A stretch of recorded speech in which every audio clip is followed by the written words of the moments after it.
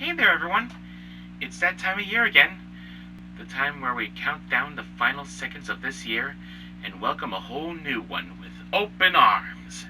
So, you're probably wondering about this jar and these paper slips inside. Well, at the start of this year, I thought I'd try something I found on Facebook. The basic task was, at the end of every week, write down one good thing that happened to you, and at the end of the year, you read about the good year you've had. And so right now, just for you, I'm not going to read this entire jar. Instead, I've picked out the top 10 events in my life from 2021. And here it is.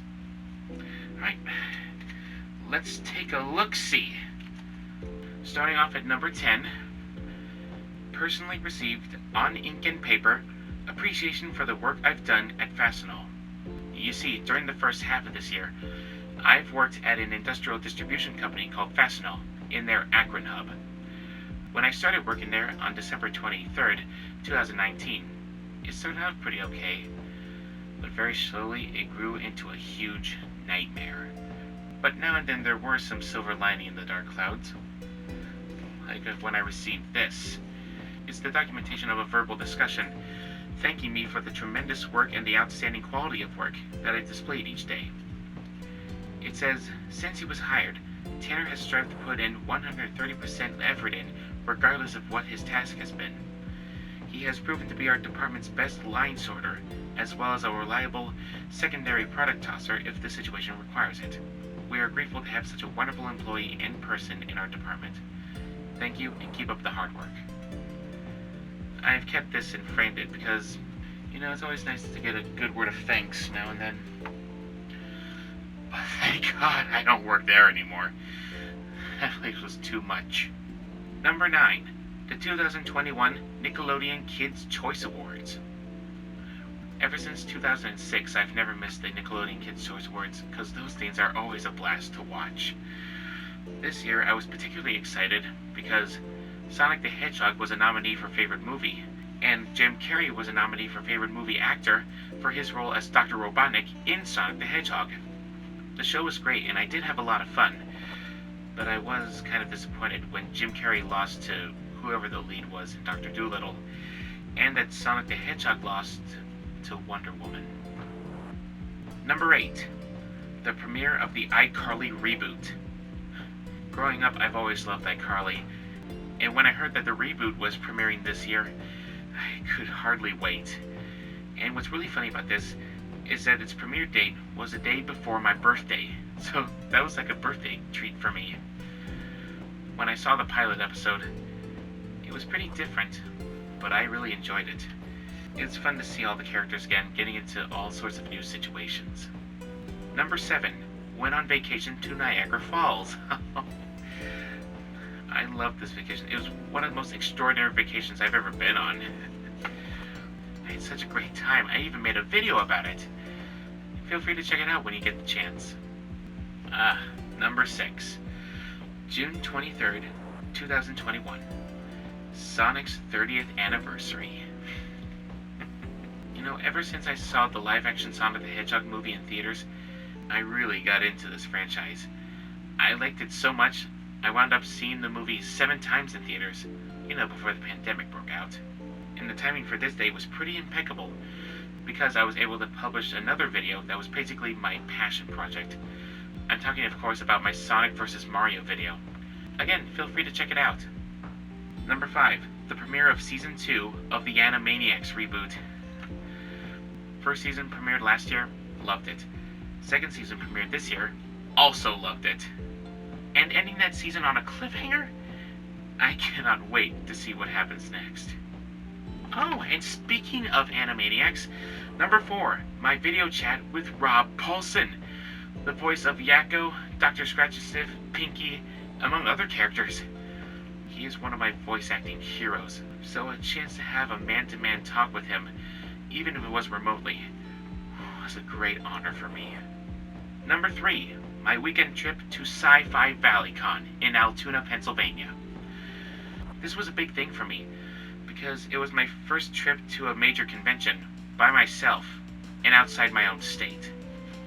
There was lots of cool merchandise, there was a costume contest, and the featured guests there were amazing.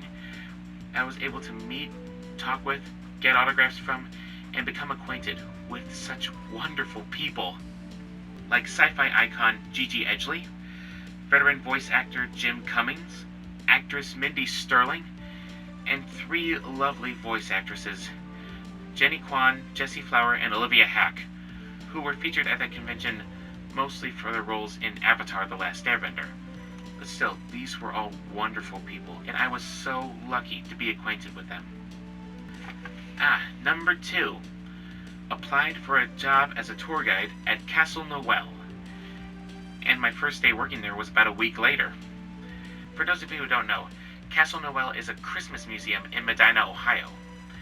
It's a year-round attraction, and they have the world's largest private collection of props and costumes from various Christmas movies. And after having worked there for some weeks now, I can safely say that I know the lines starting from the Hall of Fame, Blizzard Vortex, Saks Fifth Avenue window display, the I Had That Toyland experience, all the way up to Elf, Buddy's Musical Christmas, like the back of my hand. And before I get to the number 1 event of my year, here are some honorable mentions. Watched episodes of All That I've missed watching via Nick Hits. That was before I got a subscription to Paramount Plus, and I was able to watch them on that.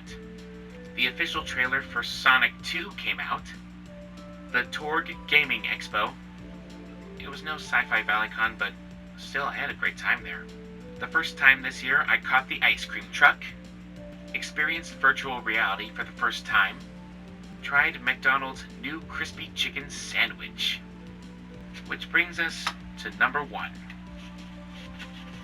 Oh, there's multiple sips in here. That's just how big this particular event was for me this year. Between the period of July 12th and November 18th, I got to work on a Netflix movie. I'm pretty sure I can't disclose what the movie is called, but what I can tell you is that it stars Adam Driver and Don Cheadle. So I was given this opportunity by my sister Savannah, who also worked there as the set coordinator. It was because of this opportunity I was finally able to leave my nightmare job at Fastenal.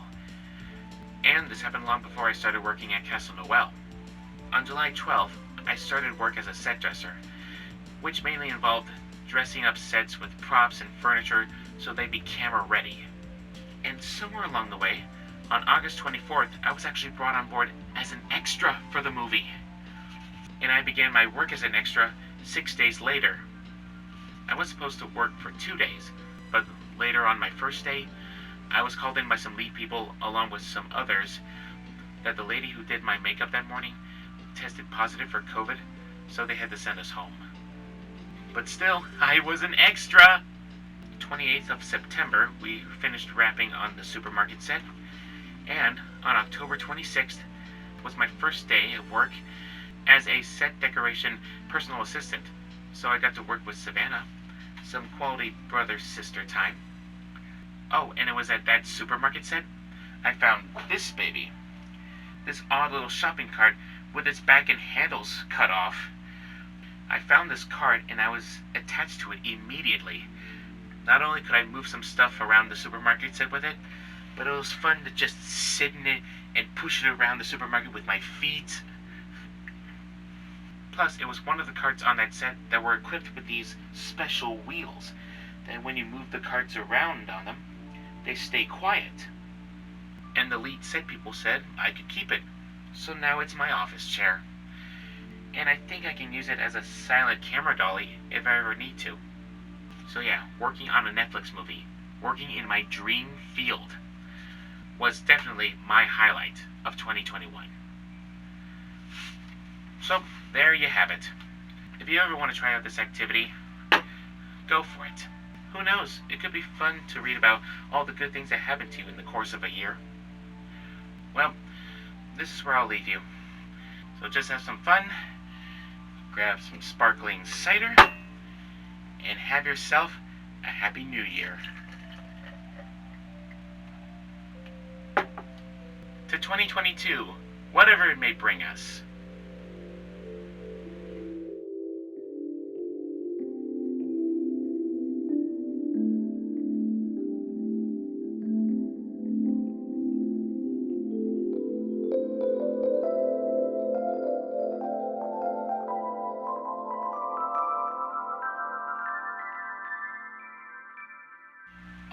just remembered. I have to write something down for this week. I've got it. Sharing the highlights of my year with all of you.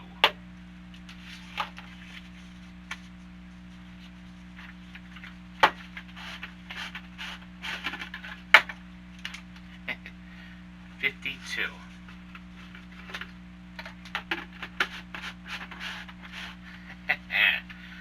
Well, happy 2022, everyone.